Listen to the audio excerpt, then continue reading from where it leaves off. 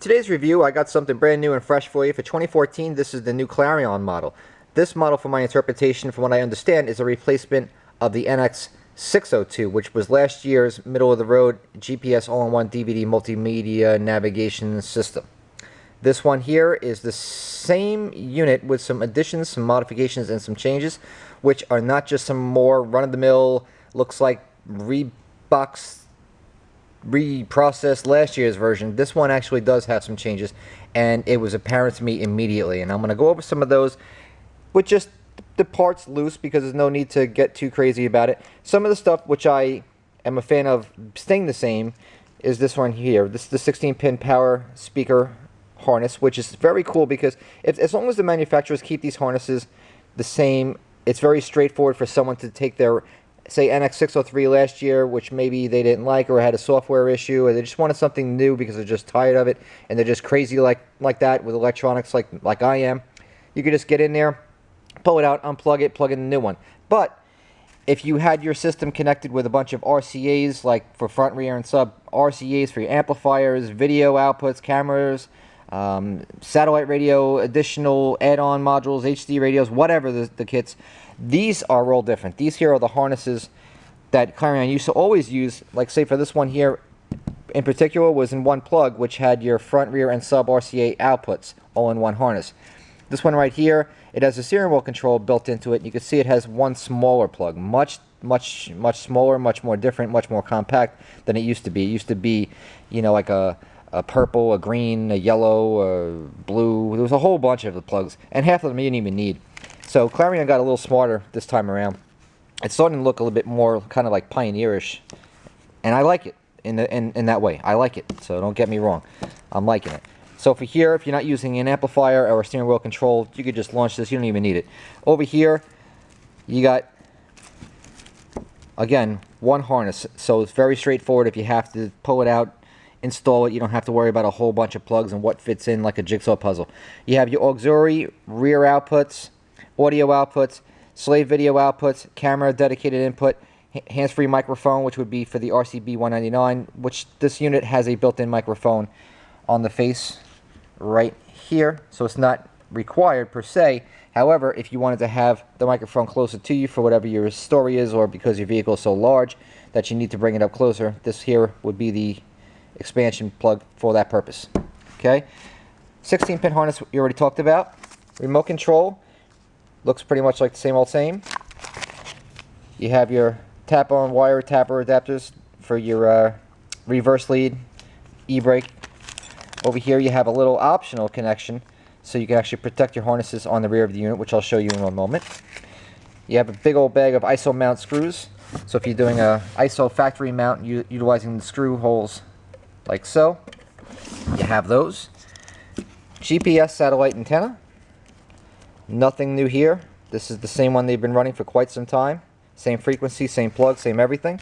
As far as the manual goes, it's nice because they actually give you a real book, and in addition to that, they give you this CD-ROM, which is just for a computer. You can't actually take this and put this into the unit and watch it.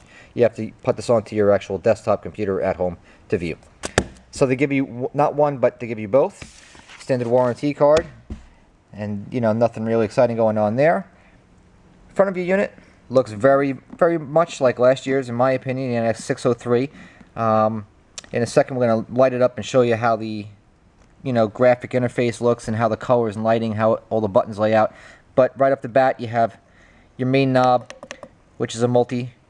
It just does the rotary feature and the push in or out. It's not one of those knobs that, you know, does all that stuff. Most of this stuff is geared up towards the hand touching, swiping, touchscreen, all that kind of stuff. Right here in the front, you have your micro SD slot. Over here, just your quick reference button to go from Navi to AV. Menu button. Everything else, like I said, is all on screen. Your CD, DVD slot is located here. Eject button. This is a fixed face. It is not removable. In the back, there's your 16-pin harness, as I showed you before, for your speaker, power, all that stuff. Brushless fan, GPS antenna. Over here, you have not one, but you have two USB plugs, which is very cool, and I'm going to touch on this because this is an exciting new feature. This unit for 2014, they're really going with the smartphone stuff, and this mirror link is becoming a pretty predominant force in most of these new units, and the software is emerging. Compatibility is coming up. There's new adapters for Clarion, so if you're a new iPod or iPhone, I should say, user, there's a specific lightning cable for that, and I'm going to touch on that. These are the harnesses that I illustrated before for your expansion, so that's pretty straightforward. If you do purchase one of these, be sure that there's 2 shipping screws. Make sure you take those out, otherwise this could cause havoc and a lot of returns for yourself and the company, so be wary of that. So let's get to the actual turning on of this unit and seeing how she performs. So here we are, we're looking at this new NX404. This here is the GPS screen. Now note that there is no GPS antenna plugged in. We're inside the warehouse with a metal roof. It's never in a million years going to get reception. But this is just a demonstration and a quick voiceover, so it's not necessary. However, one thing I wanted to say is that Clarion has latest map guarantee. You purchase this unit, a lot of people freak out and they're worried because, hey, what if I don't get the latest greatest maps? They automatically have it. Every single unit, if you look on the box, there's actually a sticker right underneath where this is, small sticker, tells you the software version. It's also on the home screen. You can get in there very quickly, find out what you have. If you ever do need it, downloadable, easy to do, put on the micro SD, which is located right here, which I showed you previously, located right behind that little hidden compartment. That GPS is excellent. Look at that. I mean, it's got all the Navi Extra features that's Clarion's little, go-to, point of interest. They got their own thing going on. I mean, really, Clarion has some nice mapping. It's very robust. It's very nice, easy to use, especially if you're on a trip and you want to stop and make a pit stop off to something else. I could tell you from personal experience, I have done that with not this unit, but I have done it last year and with a NX702 on a 1,000-mile trip, and I've used it several times, always with great success. Unlike a lot of units, this one, when you hit it, it doesn't give you some wacky, thing that's 1,000 miles away. It actually starts from the most logical, closest thing that's nearest by that makes sense for you to use. It's very fast with rerouting. It's probably not the fastest, but I'd say it's definitely in the top 2, maybe even top 3 as far as route calculation speed for processors I've seen personally, which is pretty damn good. Clarion does deliver in that department. So GPS, very robust. I think I'll start with that GPS actually, just to show you what to expect should you choose to use an NX404 in your car. Your find button, you got your address, find places, find on the map, which you can just use your finger and do one of these kinds of deals and look around for it. Phone number search, this only applies to business and commercial addresses, just like any unit on the market. No one has residential because people come and go too fast and it's just impossible to do. However, anywhere in the United States, Canada, some of South America, all pre-built into the unit. Just turn it on, hit the number where you need to go. It'll say what it has in the database. Just hit done, go, and you're done. Nice feature to have. Address is probably the most popular. Finding places. This is really nothing new. Most units that you're going to experience with, whether it be Garmin, TomTom, Portable, Magellan, or just your existing factory or an aftermarket unit that you're accustomed to using currently, is very much how this unit works. Most of them stay pretty regimented in that respect, so I'm not going to waste a whole lot of time on there. Now, if you're looking, say, for something like a hotel, again, I can also be quite a bit of an expert in that respect, because there was one time when we found that the hotel that we were staying at lost our reservation. We used this button right here, the accommodation. It gave us the list of the closest 5 things around us, and it gave us that. It gave us what they had, what kind of rooms, their hours of operation, their front desk, their phone number, email, all the information was there. We could just hit a button, and it even had another little button where you could hit the green, and it was just call via Bluetooth because it was already paired with my cell phone.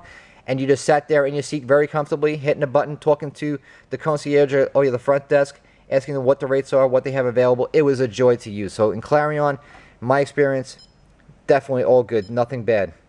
That was a very good experience. Everybody should have such a good experience. Creating a route. This is very cool. Also, is always a quick way to get out, and that happens a lot, because a lot of times you go on a route and then you'll say, well, I'm close enough, I don't need to hear this thing anymore. There's always a quick exit button to hit the cancel route and get out of there, or go back and change it, which is right here. You can even simulate your route and make changes right here from the screen. which is another thing that you can't do. And also it's very generous on the way to change your route, which is another very good feature. Real quick on your more settings, this here is all the other features or small apps that you want to call, if you want to call it. Your general settings, sounds, warnings, quick menu.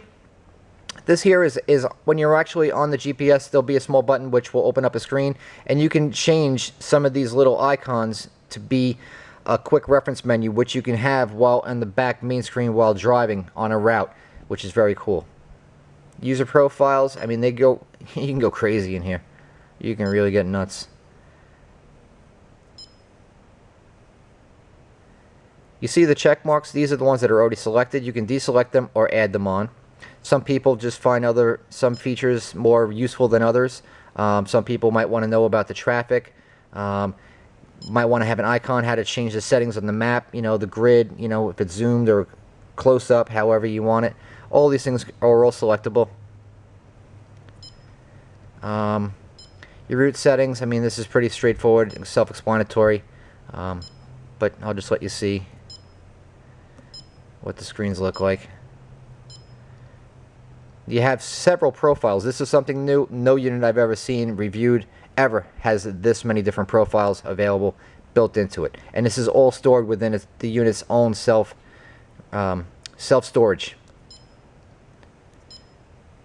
All your settings, colors, backgrounds, how you want the screen to lay out, display, the region, time zones, you know, if you're using this, you know, internationally in the States, Canada, etc. Trip monitor, history log, quick reference to go to places that, you know, are going into your phone book or most visited places. Configuration wizard, I mean, there's all kinds of stuff in here, man. It's just crazy.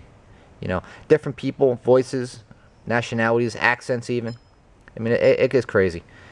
I mean, it's just, I can see I'm going to spend too long in this area, so that's enough. I'm leaving. Here's your home menu. Beautiful as always. Clarion's been delivering. I mean, this is since the NX501 came out and had this amazing display. Clarion is keeping it, and I can see no reason why this shouldn't, because it's beautiful. It's colorful. It's very animated. It's very attractive on the eye. It's nice. Pandora is an inherent feature on this unit. Very smartphone ready.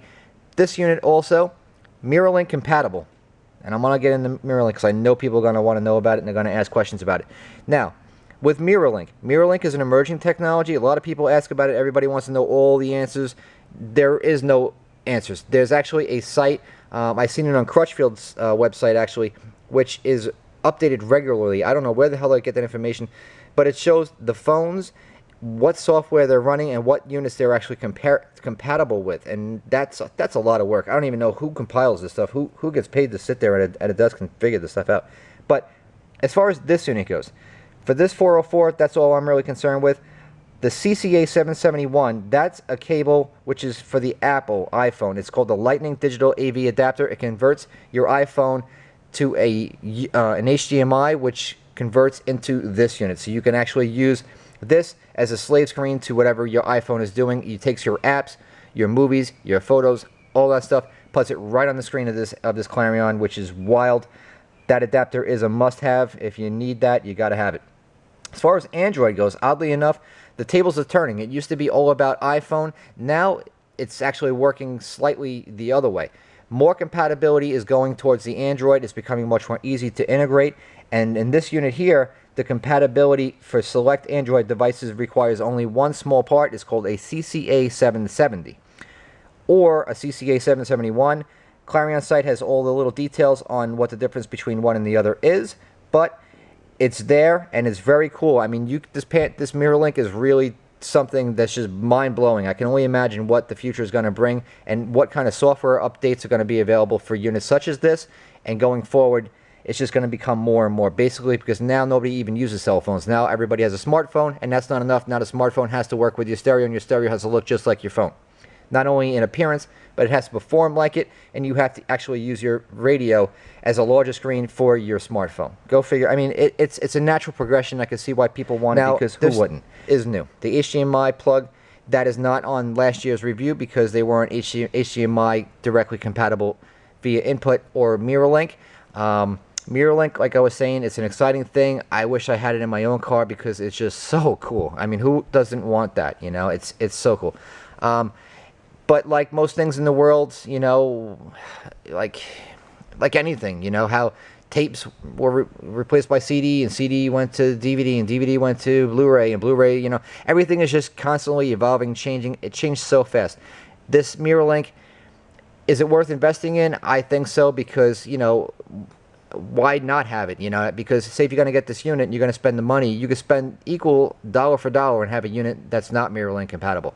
These units are all software based. Everything is becoming internet updatable. This thing is no different. That's why they have these things like these memory cards built into them. Everything is now with the USBs. They all have cards. They're all giving you routes to do those upgrades. These manufacturers know what people want, and they're leaving themselves open to do it.